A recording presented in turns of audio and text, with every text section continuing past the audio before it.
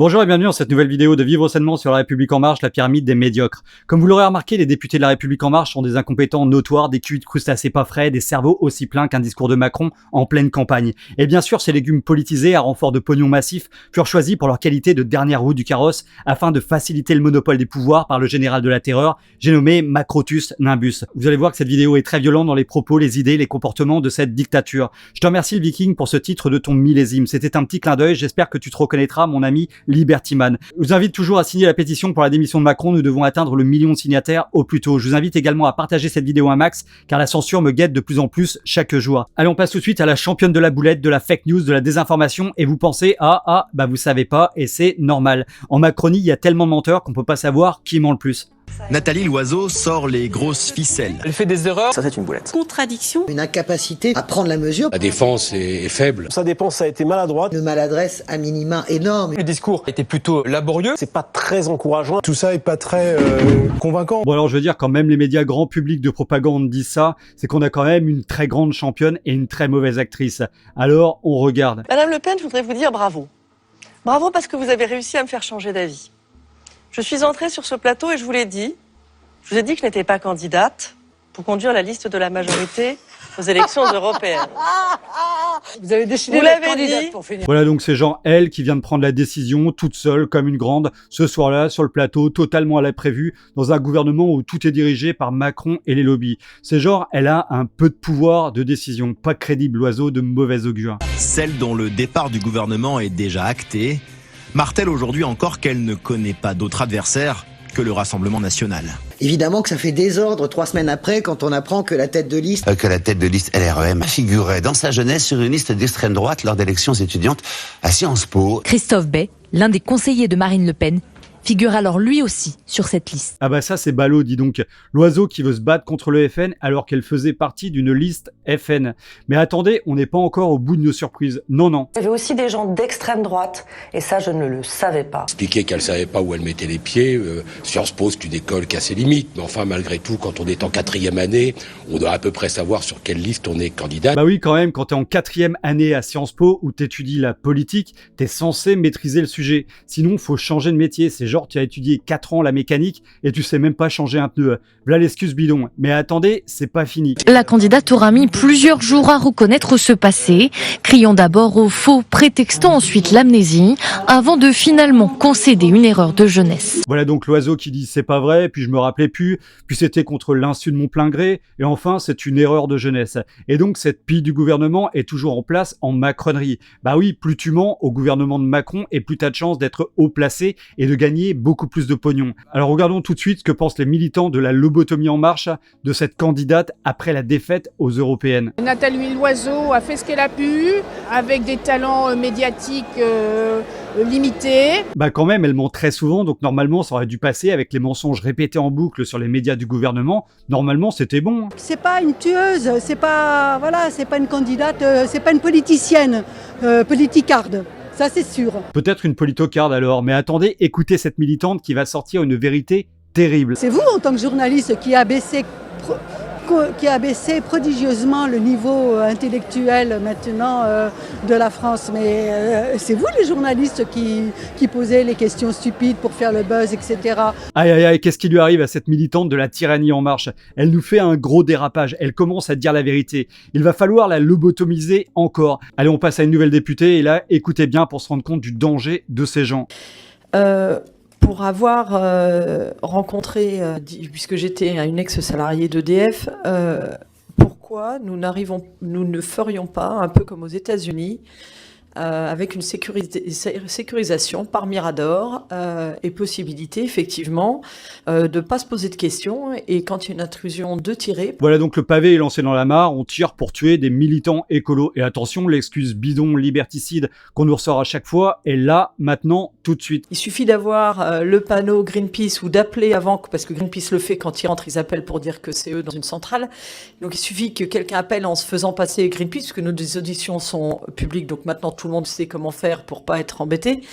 Donc je pense qu'à un moment, il va falloir ne plus distinguer, puisque c'est un délit de rentrer sur une centrale nucléaire, c'est un délit, il y a des forces de sécurité, elles doivent intervenir et ne pas se poser de questions, peut-être que ça dissuadera. Voilà donc encore le terrorisme qui a très bon dos, et donc les dénonciations écolos seront dissuadées pour le plus grand bonheur des industriels pollueurs. Je veux dire, c'est simple, Greenpeace a un porte-parole avec un numéro de téléphone et une carte d'identité. Donc il n'y a pas besoin de tuer, et les actions dans les centrales sont importantes pour Greenpeace, car ces actions passent à la télé et c'est la seule façon d'attirer l'attention des médias et du peuple sur le sujet. Donc dissuader les écolos en les menaçant de mort aurait surtout l'avantage qu'on ne parle plus du nucléaire et des entreprises polluantes.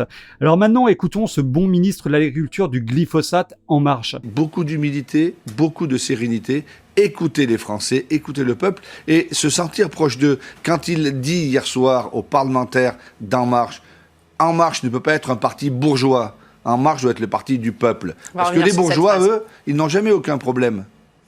Par contre, le peuple, lui, il a tous les problèmes. Soudainement, Macron serait le président des gueux. On réécrit l'histoire en temps réel. Le peuple est criblé d'insultes, de taxes, de conditions de travail de plus en plus pénibles, de casse d'acquis sociaux, et les riches ont reçu des cadeaux fiscaux sans précédent. Et pour ce gars, soi-disant ministre, Macron est le président des gueux. Franchement, c'est du n'importe quoi. Je suis très surpris que ça soit sur la question de l'immigration que Emmanuel Macron s'aperçoive qu'il y a une différence entre les bourgeois et les classes populaires, parce que pour l'ISF, il n'y avait pas de problème. Voilà, 100% d'accord, rien de plus à ajouter. Allez, une nouvelle lumière de la bêtise en marche. Aujourd'hui, qui accepterait, s'il connaissait le régime universel, de revenir en arrière? Eh bien, nous vous proposons un grand bond en arrière, plutôt que de regarder sans arrêt dans le rétroviseur comme vous le faites. Ouh, finalement une vérité qui vient de la macronerie. C'est un grand bond en arrière qui nous est proposé avec cette réforme, comme elle vient de le dire. C'est une forme d'aveu, un lapsus révélateur. Bah ouais, c'est clair, allez, une nouvelle idiotie et c'est maintenant. La pénibilité, elle peut être réelle, elle peut être physique, mais elle est aussi parfois beaucoup dans la tête. Et quand vous vivez avec une passion, la pénibilité, elle n'est pas vécue de la même façon. C'est clair qu'elle peut être dans la tête, la pénibilité, à écouter tous ces vendeurs de serpents. Mais bon, revenons au bon sens. Je comprends que le débat soit difficile pour certains, mais entendre, lorsqu'on évoque la situation des exploitants agricoles, que la pénibilité c'est aussi dans la tête, ça je ne peux pas l'entendre. Je ne peux pas l'entendre. La pénibilité, s'agissant des exploitants agricoles, elle n'est pas dans la tête. Elle est dans les bras, elle est dans le dos et dans le corps. Ben oui, mais ces gars qui n'ont jamais bossé, ils en savent rien de la pénibilité. Pour eux, la pénibilité, c'est de se retrouver à la proximité de gueux de temps en temps. Allez, on passe à la crème de la crème tout de suite. Je vais vous citer une citation qui m'est revenue tout à l'heure, je ne l'avais pas prévu. Certains parmi vous ont déclaré « La République, c'est moi ». Eh ben moi, je vous dis que la République, c'est nous et vous êtes rien. Voilà, tout va bien, je vous dis, nous sommes en démocratie. C'est Macron qui le dit, alors faut y croire. De toute façon, on n'a pas le choix. Alors attention, écoutez attentivement le suivant. Il n'est pas à proprement parler de la République en marche, mais c'est tout comme. C'est un soldat des lobbies qui aime beaucoup les enfants. Daniel Cohn-Bendit, c'est vrai qu'il y a eu une onde de choc en Suisse à la suite de cette votation, mais aussi dans le reste de l'Europe. Il y a eu beaucoup de réactions. Alors qu'est-ce que vous dites, vous, à Bruxelles, par rapport à ce vote des Suisses, monsieur Cohn-Bendit ? Moi, je trouve que ce vote est honteux et puis la majorité, c'est ça le problème des démocraties, n'a pas raison. Et oui, la démocratie, c'est l'ancien monde, donner le pouvoir au peuple, c'est ridicule quand même. C'est comme si des gueux pouvaient reprendre le contrôle de leur vie et être heureux. Faut pas déconner non plus. Hein. Alors restez bien avec nous, pour la dernière séquence, on va passer sur un débile du coin qui s'exprime sur une des figures des Gilets jaunes, Jérôme Rodriguez. Et vous allez voir que j'ai tout à fait le droit de m'exprimer ainsi. Une grande débilité, tout ce que je viens d'entendre. Avant, vous avez le débile, il racontait ses débilités au café du coin, et à 10h du soir, le patron du café lui disait « Rentre chez toi, ta femme t'attend ». Là, le débile du coin, il tape ça sur Internet et ça fait le tour du monde. Donc ce débile nous explique pourquoi il en veut autant à Jérôme Rodriguez. J'attends celui qui va nous expliquer que l'incendie de Notre-Dame, qui n'est pas un simple malheureux incendie dans une quelconque église, est un complot ourdi par le président de la République pour faire durer le plaisir des Gilets jaunes. Donc ce gars prétend que Jérôme Rodriguez aurait dit que l'incendie de l'église était un complot du président. Alors écoutons la vérité. Je rappelle que c'était à l'époque où Macron devait annoncer ses mesures pour aider le peuple suite aux revendications des Gilets jaunes. Maintenant, stratégiquement, il devait l'annoncer en début de semaine. Il l'a pas fait pour un malheureux incendie dans une cathédrale. Je trouve ça regrettable. Le monde a l'air d'arrêter de tourner quand il y a un incendie en France. Je pense que c'était surtout une stratégie gouvernementale pour aller balancer un petit peu d'infos soi-disant par des fuites et retravailler son discours derrière pour toujours mieux nous vendre son programme électoral. Donc Jérôme Rodriguez nous dit simplement que Macron a utilisé l'incendie pour essayer de tester ses mesures sur le grand public en les faisant fuiter et observer les réactions. Je veux dire autrement, tu veux que ce papier il fuite comment de l'Élysée? Les fuites étaient simplement une stratégie et l'incendie de la cathédrale est tombé juste au bon moment. Donc on est où? On est dans quel monde? Je m'inquiète de l'évolution de la démocratie. Oui, nous aussi on s'inquiète de la démocratie avec des désinformateurs insultants comme ce mec. Une autre championne, la députée Marie-Christine Verdier-Jouclas. On parle de la casse de la retraite par répartition pour favoriser la retraite par capitalisation dans le privé par les amis de Macron. Donc écoutez bien, c'est poignant. 1,8 million de personnes qui ont défilé dans tous les chefs-lieux. 1,8 million, bien sûr. Dans toutes les générations. Descendez dans la rue, arrêtez de fréquenter les plateaux et vous verrez la réalité des choses. Et donc vous verrez qu'il y a une vraie colère.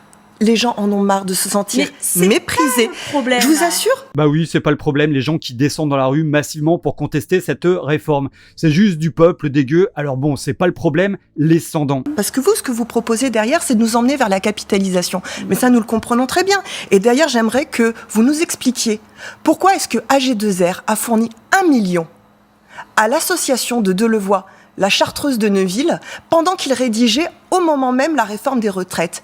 Qu'est-ce que c'est que ce gouvernement qui multiplie les conflits d'intérêts avec les assureurs, les banques, les fonds de pension, dont on sait qu'ils seront les grands gagnants? Et oui, ce Delevoye, celui qui fut obligé de démissionner avec ses tonnes de cumul de mandats et de conflits d'intérêts, qui nous a fait passer la réforme des retraites alors qu'il a reçu 1 million d'euros dans son association. C'est grave, c'est énorme. Alors que va répondre cette députée? Madame, répondez-moi sur ces conflits d'intérêts. Monsieur Mélenchon a quand même quelques petits Non, problèmes. madame, ne détournez pas la question. Sincèrement, mais ne détournez pas la question, madame. Voilà, donc on essaie de détourner l'attention pour ne pas répondre à la question dans un premier temps. Et écoutez bien, c'est encore mieux maintenant. Il n'y a pas les problèmes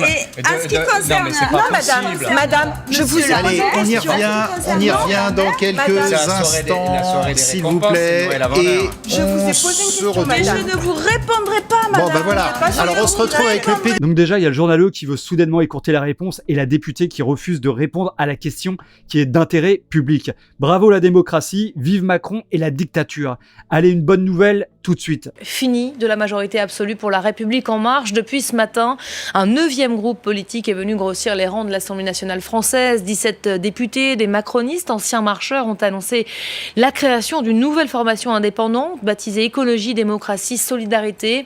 Donc oui, les rats quittent le navire, diront certains. Mais en attendant, c'est une très bonne nouvelle pour nous que certains prennent la décision de quitter ce navire. Car ça veut dire que le bateau est en train de couler. Malaise en Macronie. Les départs se succèdent depuis plusieurs mois dans le groupe En Marche à l'Assemblée. 17 départs depuis le début du quinquennat, William Galibert. Oui, et la dernière à quitter le navire s'appelle Annie Chapelier, élue dans le Gard. Allez, champagne les amis, c'est une bonne nouvelle. Et son diagnostic sont cinglants. Le parti est devenu une espèce de ressucé des anciens partis et rien d'autre, avec un mépris des territoires de la part du bureau. Dès lors qu'on n'est pas dans une métropole, eh bien on est un sous-français. Et oui, un bouseux, un paysan, un rien, un animal, un gueux. C'est comme ça qu'ils nous voient, ces gars. Alors restez tranquilles, tout va bien. Faut juste se mettre à la méthode Coué. Je vais bien, tu vas bien. Macron, ouais, président. Comme eux, ils sont une centaine qui ont décidé de quitter La République En Marche. Très critiques sur le fonctionnement du mouvement. La démocratie n'est pas en marche avec son démissionnaire. Exemple, l'élection attendue de Christophe Castaner à la tête de LREM. Et oui, l'élection avec un seul candidat désigné par Macron. C'est très démocratique, tout ça. C'est là que, bon, on voit que qui décide de tout ça, ça vient du haut. Donc, il y a un seul candidat. On donne une impression de démocratie qui finalement est bien pour vendre En Marche, mais finalement, voilà, la réalité, elle est là, quoi. La démocratie en marche, oui, mais en marche dans le fossé. Ils croyaient pouvoir participer à l'élaboration du programme, mais leurs propositions n'ont jamais été prises en compte. Notre rapport ne changeait rien à la construction du programme. L'objectif réel, il était tout simplement de pouvoir disposer d'une main-d'œuvre facile au moment où il fallait en avoir une, c'est-à-dire au moment des élections. Macron aime tout le monde, surtout au moment des élections. Oui pour la démocratie, oui pour le peuple, oui pour tout. Tu veux de la crème, il y aura de la crème à volonté. Et en fait, la crème, ce sera de la vaseline. Et attention, on passe encore à du très lourd. Un tiers des agriculteurs touche 350 € par mois. Oui. C'est la moitié de l'allocation de droit d'asile. C'est le tiers du RSA. Mais est-ce que vous vous rendez compte? Je veux dire, comme réussite, il y a mieux. Oui, effectivement, c'est pas avec 350 € qu'ils vont pouvoir acheter la Rolex. Attention, réponse choquante dans 3, 2, 1, maintenant. Je vais dire quelque chose qui va peut-être vous choquer, mais il y a des agriculteurs, c'est pas la majorité de ceux qui gagnent 350 €, mais il y en a qui gagnent 350 € et qui vivent bien, parce qu'ils capitalisent.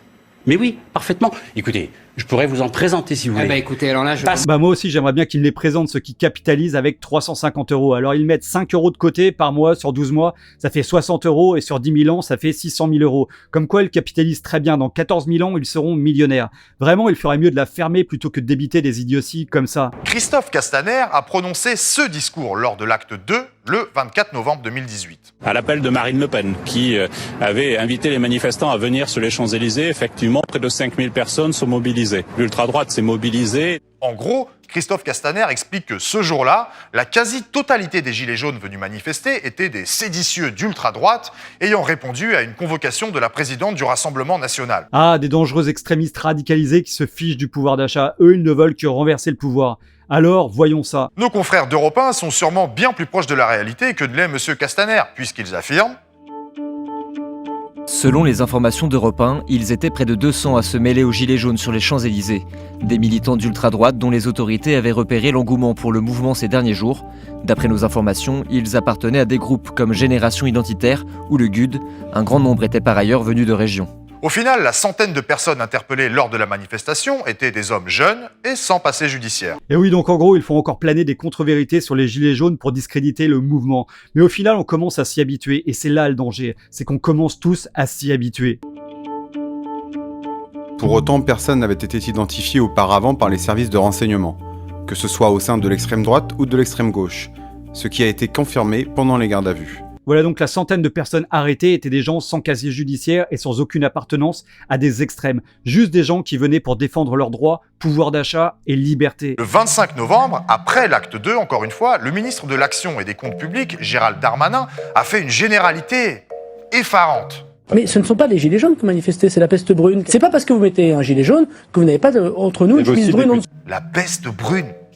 Carrément. La peste brune, ce gouvernement n'a aucune limite. Associer des gilets jaunes au nazisme, c'est ce que font ces gens. Mais vous inquiétez pas, tout va bien. Associer un mouvement au nazisme, en utilisant pour cela des termes en vigueur dans les années 40, en pleine occupation et collaboration, ça s'appelle faire de la manipulation. Regardez encore de la manipulation. Franchement, mes amis, nous devons tous vraiment réagir. Ils font des saluts nazis.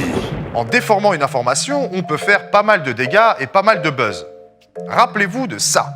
En fait, ce n'était pas un salut nazi. Si on écoute le son de la vidéo, on entend ce monsieur dire « Ave Macron !» Peu de temps auparavant, Emmanuel Macron avait qualifié les gilets jaunes de « Gaulois, réfractaires au changement ». Gaulois, Romains, Ave César, Ave Macron. Alors attention, regardez bien maintenant, encore de l'intimidation. On empêche de parler des opposants. J'ai demandé aux salariés de Fakir, bon, c'est bon.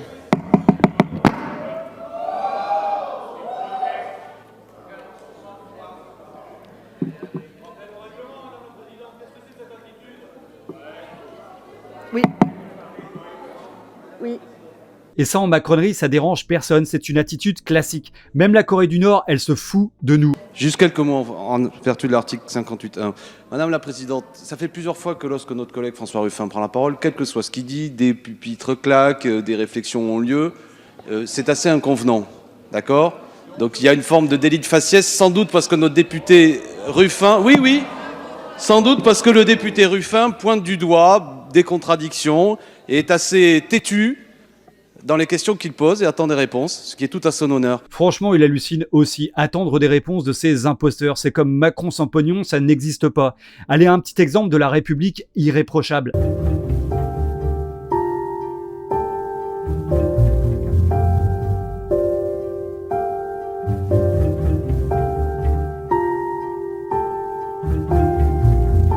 Et ce gars, il est toujours en place, toujours député, toujours payé avec notre argent pour ses motifs.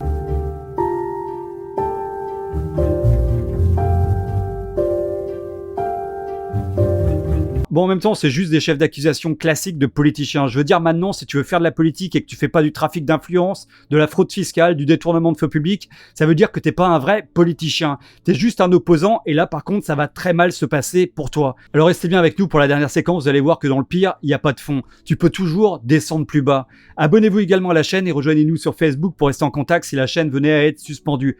Car oui, ça pourrait arriver. Partagez aussi cette vidéo massivement sur les réseaux sociaux car ma chaîne fut limitée en diffusion sur le sujet de la crise. Un dernier point, j'ai ouvert une cagnotte en ligne pour tous ceux qui pourraient m'aider pour rester indépendant avec mes vidéos qui sont démonétisées. Je vous remercie vraiment tous d'avance. Je suis de leur côté, les syndicats, les politiques, les journalistes sont 5, peut-être 2% de la population et ils font la pluie et le beau temps. C'est toujours eux que l'on entend partout. Mais nous n'entendons pas ces gens-là, donc aujourd'hui je suis ravi de les entendre, mais il ne faut pas rester sur des échanges, il faut que cela se transforme en vraie solution, a expliqué la députée de la Manche, qui précise à France Bleu Cotentin qu'elle serait peut-être dans la rue si elle n'était pas députée. Et donc elle trouve le monde injuste, qu'elle serait certainement dans la rue si elle n'était pas députée. Donc en gros, c'est comme d'autres de ces gens, ils trouvent que la situation n'est pas juste pour avoir bonne conscience. Mais ils continuent de prendre le pognon. Allez, on continue avec une autre députée, Delphine Bagary, qui a décidé de quitter le navire, elle par contre. Emmanuel Macron, il est pas tout seul. C'est un président, certes, mais il a un gouvernement, il a surtout aussi des députés sur lesquels il aurait peut-être un peu plus s'appuyer. Moi, je pense que c'est peut-être Emmanuel Macron qui n'a pas confiance en nous. Non, en fait, c'est surtout Emmanuel Macron qui a surtout confiance dans les lobbies, parce qu'il y a beaucoup plus de pognon dans les lobbies. On n'est pas là et on l'a trop été, je pense, suiveurs. Hein, c'est ce qu'on nous reproche. Mais oui, malgré les voix qui se sont élevées dans la majorité, souvent, malgré le fait qu'on ait été plusieurs, souvent, à porter une voix différente, on n'a pas su infléchir le groupe, mais parce que la démocratie au sein du groupe n'était peut-être pas non plus suffisamment exercée. Vous avez vu comment elle prend des pincettes pour tout dire, elle parle de la démocratie dans le groupe qui n'était pas suffisamment exercée. C'est comme si elle venait juste de se réveiller. Elle voit pas que la démocratie, elle est sur un bateau qui est en train de couler. La démocratie proposée par la dictature en marche, c'est tout de suite. Tous ces militants vont dans le même sens. Ils savent qu'à la tête de leur mouvement, ce sera Christophe Castaner ou Christophe Castaner. Seules les modalités du vote peuvent varier. On va voter pour savoir si le vote sera à main levée ou à bulletin secret. Je pense qu'il est important que tout le monde puisse avoir son mot à dire sur ce sujet. Peu importe le choix qu'il sera fait, ce sera le bon. Le but est de prouver qu'il y a de la démocratie et que tout le monde est à l'aise. Voilà donc la démocratie, c'est de choisir comment élire le seul candidat proposé par Macron. Voyons ce qu'en pensent les membres. Ça me semble un moment fondateur peut-être de ce qui va se passer pendant 10 ou 15 ans et peut-être un exemple pour les autres démocraties européennes. Et oui, un très bel exemple pour les démocraties. Regardez-nous, en France, on passe en dictature. C'est super, on aime ça. Venez nous rejoindre en dictature. On s'éclate, on bosse 60 heures par semaine. On n'a plus de thunes pour se soigner, pour aller au resto, au ciné. On scolarise nos enfants devant la télé de propagande. Franchement, c'est du pur bonheur. Même nos riches sont très heureux. Et ça nous fait très plaisir de les voir se goinfrer sur notre dos. Vous parlez de clarté, Sarah Legrain. Certains disent que La République En Marche a dans ses municipales la stratégie du coucou. C'est-à-dire occuper le nid des autres. Dans une bonne moitié des accords qui ont déjà été passés, La République En Marche s'appuie sur ce qui existe déjà. 55 accords avec la gauche, 110 accords avec la droite. Vous avez un accord de votre côté à Saint-Germain-en-Laye avec La République En Marche, Arnaud Péricard? Oui. Enfin, j'ai pas d'accord. Je suis soutenu par La République En Marche, par LR. Ah, donc on a deux soutiens du gouvernement. Et par LR aussi. Mais je voudrais juste te répondre. Au moins, ça a le mérite de répondre. Bravo, la démocratie, c'est plus la technique du coucou, c'est la technique du rapace, du vautour, du faucon ou du vrai. Admirez la technique du débat imposé par Macron. Et je peux vous dire, dans les conseils de quartier. Bien sûr, et vous avez des écoles qui sont mobilisées, vous avez des gens qui sont mobilisés. On vous parle de la propreté, de la sécurité dans le 10e arrondissement. Propreté, sécurité. Vous avez fini de hurler dessus là, ça commence à devenir pénible. Vous voulez que je hausse le ton, c'est ça que vous voulez? Personne ne hausse le ton. Mais est-ce que vous pouvez le faire taire? Ça devient insupportable. Voici la technique de communication de la macronerie, empêcher les opposants de parler. Et même le journaliste est contre elle. Ils sont donc à 4 sur une opposante pour la censurer. Mais tout va bien chez nous. Mais de toute façon, c'est juste un exemple isolé. Alors, regardons. Absolument faux. Oui, mais madame. Vous savez très bien qu'il n'y a absolument pas de copinage au sein de la majorité. Vous ne me ferez pas. C'est faux. Il y a des députés de la majorité qui ne me ferez pas taire. Vous êtes en train de Vous dire ne des me ferez pas mensonges. taire. Donc ce Vous êtes en train de copinage, dire des mensonges, qu'il n'y a pas eu ce copinage malsain. C'était avec les... Marine Le Pen est en train de donner une interview devant les journalistes et cette députée de la dictature En Marche vient pour l'empêcher de parler. Alors, toujours la même technique. La présidente de la commission des lois a retrouvé la sagesse, a quitté la partialité avec laquelle elle organise cette commission et peut-être la vérité arrivera à émerger de cette commission. Finalement, elle peut reprendre à parler, mais on voit pas du tout ce qui se passe hors champ de caméra et on n'entend pas non plus car les micros sont des micros professionnels qui permettent d'isoler le bruit autour. Alors regardons ce qui se passe autour de la caméra et que l'on ne voit jamais à la télé. Ce qui sera en place, je dirais même, une maréchalade. Alors ça, il y a un vrai risque de maréchalade. Hein, comment? Ah, j'entends pas du tout, moi. Voilà donc cet autre député de la dictature En Marche qui est sourd comme un pot et qui essaye de déstabiliser Marine Le Pen. Pendant qu'un autre gars de la République En Marche lui dit de faire attention car une autre caméra est en train de le filmer. Mais monsieur, laissez-moi l'opposition. Mais vous pouvez laisser parler l'opposition ou vous considérez que... Non mais, est-ce que vous pouvez laisser parler l'opposition? Est-ce que vous êtes l'avocat du préfet? Ça vous dérange, hein? Est-ce que vous êtes l'avocat du ministre? Bon, d'accord. Donc, le préfet de police a admis... Gardez votre calme tout de même. Franchement, on peut détester ou aimer Le Pen, on se rend bien compte que quelque chose n'est pas normal du tout. Et ça choque personne, aucun journaleux ne parle de ça. Et pourtant, ces scènes-là sont fréquentes avec tous les partis d'opposition. Ça vous énerve, hein? Non, ça nous fait rire, Madame Le Pen. Respectez un peu l'opposition. Ça nous fait rire. Vous n'avez pas du rire du week-end. Monsieur Chenu, ça nous fait rire. Dans le week-end, ça vous fait rire. Voilà, et donc la censure, ça les fait rire. Je veux dire, la réponse est sans équivoque. Alors vous voulez encore un peu de démocratie chez les nuisibles En Marche? C'est tout de suite et c'est maintenant. Sébastien Nadeau, bonsoir. Oui, bonsoir. Vous venez d'être exclu du groupe de La République En Marche pour avoir voté contre les mesures gouvernementales qui modifiaient le budget, la fameuse réponse aux Gilets jaunes. Vous avez, comme nous disions avant, vous aviez joué contre votre camp, Sébastien Nadeau? Il faut juste croire que oui, tu n'es pas d'accord avec le boss, t'es viré directement. C'est la pensée unique En Marche. Alors, petite question comme ça, c'est quoi une dictature? Selon le dictionnaire, c'est ça. Concentration de tous les pouvoirs entre les mains d'un individu, d'une assemblée, d'un parti, d'une classe. Alors, désolé de dire ça, mais la France est une dictature. La situation que révèle le mouvement des Gilets jaunes est quand même quelque chose à ne pas prendre à la légère. Et il y a bien un problème de répartition de la richesse, de projets de société. Ce que je comprends pas, c'est que vous me dites à la fois, Sébastien Nadeau, que les mesures d'urgence du gouvernement étaient bonnes, et en même temps qu'elles étaient insuffisantes. C'est vraiment le moins que l'on puisse dire. Là, on est d'accord. On est très très loin du compte quand certains gagnent 5 000 € par minute à ne rien faire, alors que d'autres se tuent à la tâche pour espérer gagner un SMIC à la fin du mois. On peut dire que c'est clairement insuffisant. Allez, on passe encore à une gentille députée de la macronerie. Harcèlement moral, humiliation, propos homophobes et sexistes. Voici ce que dénoncent dans un article de Mediapart 5 anciens collaborateurs de la députée En Marche, Laetitia Avia. Donc oui, maintenant, tout le monde est au courant de sa loi liberticide qui détruit encore plus notre liberté d'expression, où l'État peut censurer n'importe qui pour un motif très vague, la haine. Bah alors, normalement, il ne devrait pas rester grand monde au gouvernement et chez les journalistes, y compris celle qui a rédigé ces lois. Voyons ça. Elle pouvait tenir des propos jugés racistes, sexistes, homophobes. Ils se disent noyés par le travail, ils dénoncent certaines humiliations, et avec beaucoup de documents à l'appui. Ils décrivent un phénomène d'emprise, c'est-à-dire qu'ils pouvaient souffrir de cette situation, mais en même temps se dire qu'il fallait être à la hauteur pour cette députée. Alors oui, ça c'est clairement de la haine et du racisme. Alors qu'est-ce qu'on fait, Macron, de ta députée? On la censure? Et toi aussi pour tes propos sur les Français? Mediapart révèle des extraits de conversations WhatsApp où par exemple, la députée écrit en référence aux origines de son assistant « Ça sent le chinois ». Ou encore dans une autre conversation « On a voté l'amendement des PD ». Voilà, donc faut surtout pas s'inquiéter, tout va bien pour elle, elle ne sera pas inquiétée du tout. Ils ont la justice de leur côté, donc elle s'en sortira évidemment indemne. Allez, on revient sur une députée au cœur tendre. Mais qui est Claire Aupetit. Elle est originaire de la Seine-Saint-Denis. Jusqu'à sa retraite, elle est commerçante. Le 2 novembre 2016, elle est condamnée à une interdiction de diriger, gérer, administrer ou contrôler directement ou indirectement toute entreprise commerciale ou artisanale pour une durée de 5 ans. Donc c'est toujours la République irréprochable et on n'est qu'à la mi-mandat. Il nous reste 2 ans à tirer, c'est comme de la prison. C'est une femme présente dans la vie politique depuis 15 ans maintenant. Elle a commencé au PS avant de rejoindre l'UDF, puis le MoDem et enfin En Marche en 2015. Justement, elle est contestée lors de sa nomination à la Commission nationale des investitures d'En Marche pour incompatibilité entre sa candidature et les valeurs d'En Marche. D'après France 3, elle a été investie car elle avait des relations amicales avec Brigitte Macron. Copinage avec la femme qui aime bien les enfants sur les bancs d'école.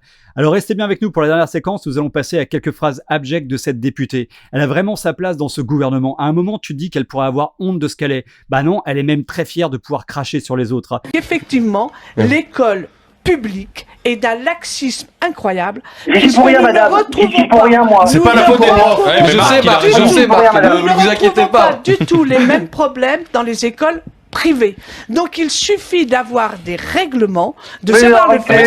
C'est vraiment du n'importe quoi. Ils détruisent l'école publique avec toujours moins de moyens en augmentant le nombre d'élèves dans les classes et après ils viennent cracher sur l'école publique qui est l'une des fondations de notre système français. Vous les enseignants, vous y êtes aussi pour quelque chose. Parce que lorsque l'on demande aux enfants, quand on a entendu la semaine dernière que peut-être il faudrait avoir des tenues tous pareils pour les enfants, regardez vous-même comment vous arrivez en classe avec des jeans dégueulasses, avec des cheveux qui sont pas possibles. Comment voulez-vous que les enfants vous respectent alors que vous ne les respectez même pas dans votre tenue vestimentaire? Donc voilà, la République en marche et le mépris des gueux, des professeurs, des soignants, des pompiers, des gens du peuple en général. Ils mettent tout le monde dans le même panier, celui des pestiférés, esclavagés du système. Comme moi, si je disais que les commerçants sont tous des voleurs et qu'ils se mettent de l'argent dans la poche. Bah si, parce que tu fais des généralités. Eh bien, il faut... je vois Tous les profs ne ressentent pas ce que tu décris. À 99%, ils sont comme ça. L'exemple de la commerçante ne lui plaît pas, car bien sûr, elle fut condamnée comme commerçante. Et on peut voir sa mauvaise foi. Allez, on termine sur encore un de ces menteurs désinformateurs de cette République de ripoux en marche. Un jour, arrêterez-vous d'être spécieux, arrêterez-vous de manipuler les faits et de proclamer des contre-vérités. Parce que ce sont des contre-vérités. Monsieur Bernalicis. Alors je me demande simplement comment ce gars, il peut oser dire ça. Michel Audiard avait tellement raison. Êtes-vous incompétent ou êtes-vous maître en imposture, tel Tartuffe que vous citiez dans le débat? Vous racontez n'importe quoi pour manipuler les Français. Mais en tant qu'élu, je vous respecte, donc je ne peux croire à cette deuxième hypothèse. Donc j'ai la conclusion qui s'impose. Si vous n'êtes pas, mais vous l'avez déjà démontré, des tartuffes imposteurs, c'est donc que vous êtes incompétent. Et ça, les Français doivent le savoir.